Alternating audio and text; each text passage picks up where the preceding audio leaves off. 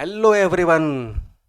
तो कैसे हो मेरे राज दुलारों, राजकुमारियों? सब ठीक है ना? ठीक होना भी चाहिए, हम है ना, टेंशन क्या लेना, हिस्ट्री स्पीक्स में उड़ाने के लिए हम हैं। तो मैं लल्ला भैया फिर से एक वीडियो लेके आ गया हूँ। और आज क्या रिवाइज करने वाले हैं हम लोग? आज हम लोग रिवाइज करने वाले हैं बाकी का बचा हुआ पावर्स किसका, यूनियन पार्लियामेंट। ठीक है। तो क्या क्या हम लोग कवर करेंगे आज? Judicial power, electoral power, amendment of constitution, exclusive power of Lok Sabha and Rajya Sabha. चलो तुरंत से स्टार्ट कर दिया जाए। ले मारिए। और दिन भर मोबाइल दिए हैं, पबजी खेल रहे हैं। पढ़ाई उड़ाई करना नहीं है, एग्जाम आने वाला है। आप लोग के लिए नहीं है, आप लोग तो पढ़ने वाले बच्चे सब हैं, आपको नहीं लगेगा। ठीक है। ये जो नहीं पढ़ता है ना, वो इसीलिए मार रही थी। ठीक है, मारिए, तबे सुधरेगा। ऐसे तो नहीं सुधरेगा, है कि नहीं? तो जुडिशियल पावर क्या हुआ, पनिशमेंट मिल रहा है। तो पार्लियामेंट के पास क्या पावर है, पनिशमेंट देने का। अगर कोई कॉन्स्टिट्यूशनल पोस्ट में है, जैसे प्रेसिडेंट हो गए, सुप्रीम कोर्ट का जज, हाई कोर्ट का जज, इलेक्शन कमिश्नर हो गए, ऑडिटर जनरल हो गए, अगर ये ठीक से काम नहीं कर रहे हैं ना, तो पार्लियामेंट के पास ये पावर है कि उनको भगा दे। तुमसे ना हो पाई, नहीं तुमसे ना हो पाएगा, छोड़ दो। ठीक है, खत्म। जुडिशियल पावर खत्म, कई खत्म। हाँ बाबू खत्म। देखो कैसे खत्म, इम्पीचमेंट ऑफ द प्रेसिडेंट। तो हटाने को यहाँ पे इम्पीच का मतलब हटा देना।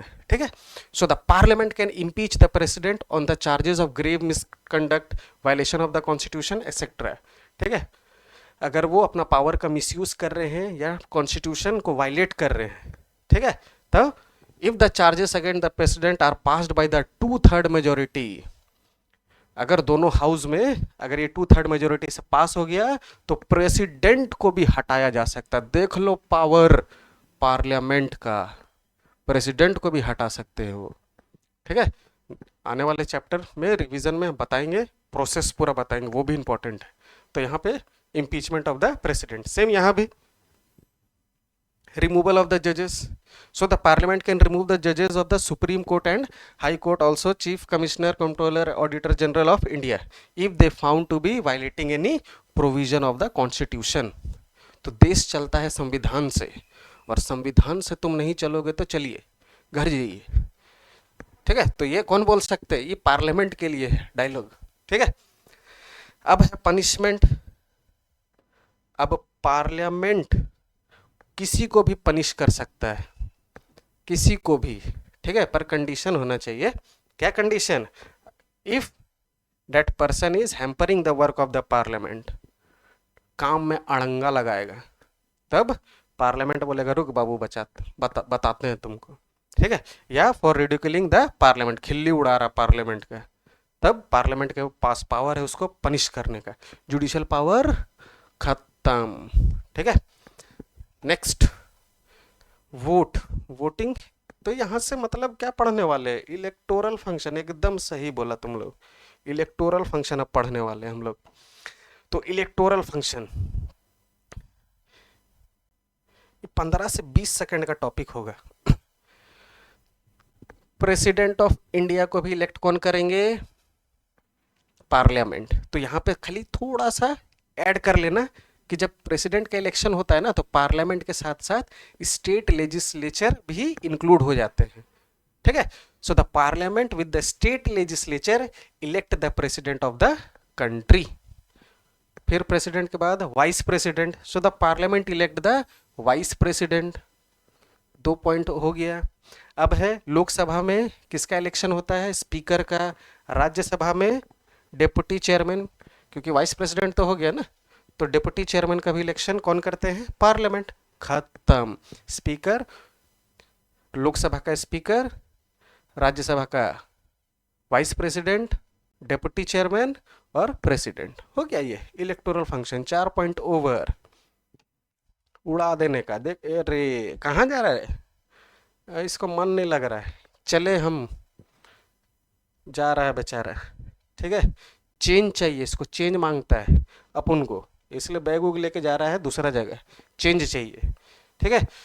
तो पार्लियामेंट के पास भी पावर है चेंज करने का, पता है क्या? चेंज करने का, ये चेंज करने का।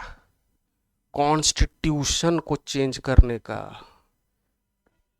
हाँ सर, कॉन्स्टिट्यूशन भी चेंज हो जाएगा। हाँ बाबू, कॉन्स्टिट्यूशन भी चेंज हो जाएगा। ठीक है, अब मोबाइल को अपडेट होने का जरूरत है कि नहीं? कॉन्स्टिट्यूशन बने कितना साल हो गया है कि नहीं? तो उसको भी अपडेट करना पड़ेगा ना, थोड़ा चेंजेस जरूरी है कि नहीं? तो ये कौन कर सकता है? पार्लियामेंट करेगा। याद रखना, who can amend the constitution, amendment का मतलब वही changes. So the parliament can amend the constitution. ठीक है, ये इसको भी थोड़ा समझदार बच्चों सब ध्यान दे दो।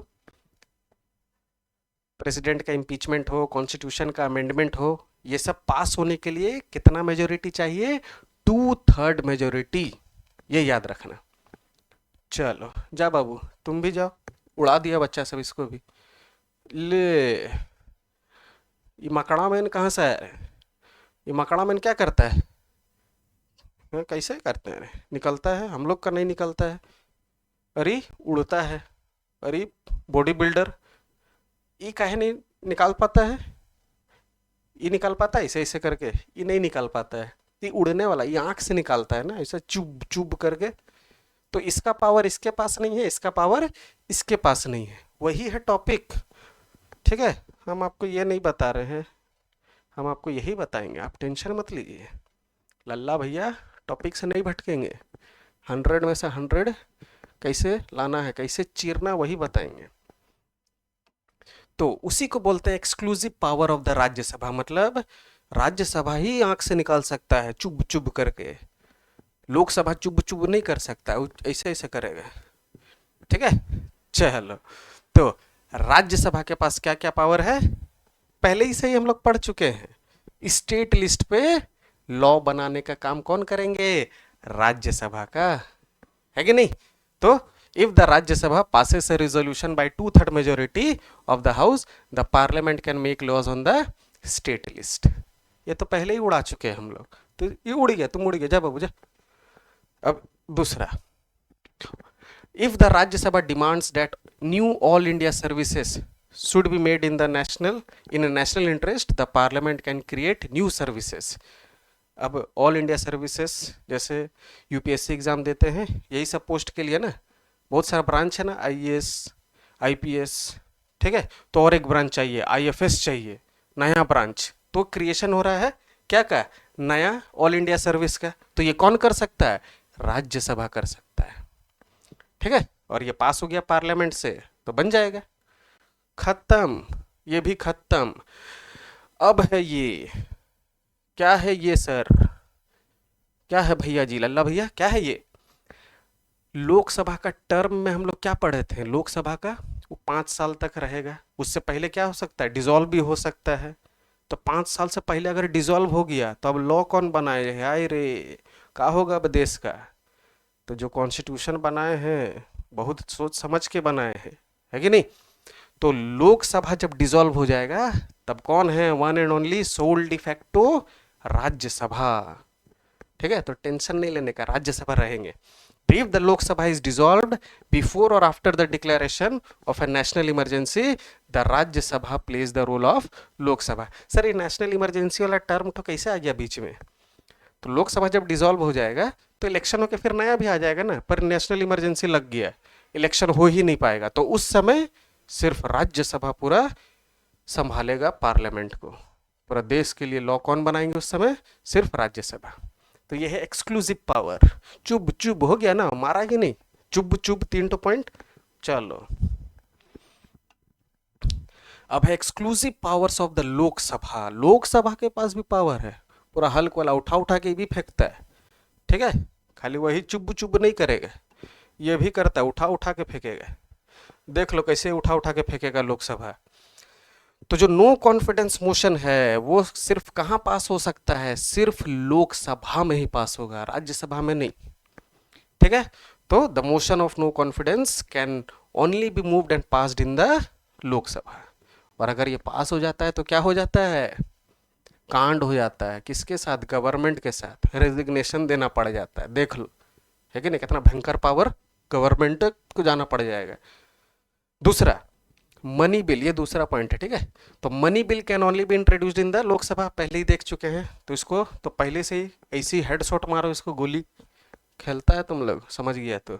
चलो नेक्स्ट है इन केस ऑफ डेडलॉक, ये न्यूमेरिकल स्ट्रेंथ से रिलेटेड है। डेडलॉक का मतलब बता देते हैं फटाक से। अब बिल पास होने के लिए क्या चाहिए, लोकसभा से भी वो पास हो जाना चाहिए, राज्यसभा से भी पास हो जाना चाहिए, फिर लास्ट में प्रेसिडेंट अपना साइन मार देंगे, send, when he will put his assent that bill will become an act, है कि नहीं। पर वो पास ही नहीं हो रहा है, लोकसभा से राज्यसभा, राज्यसभा से लोक, लोक से राज्य, राज्य से लोक, हो ही नहीं रहा है, तो क्या होगा, उसी वो कंडीशन को बोलते हैं डेडलॉक, मतलब बिल पास ही नहीं हो रहा है।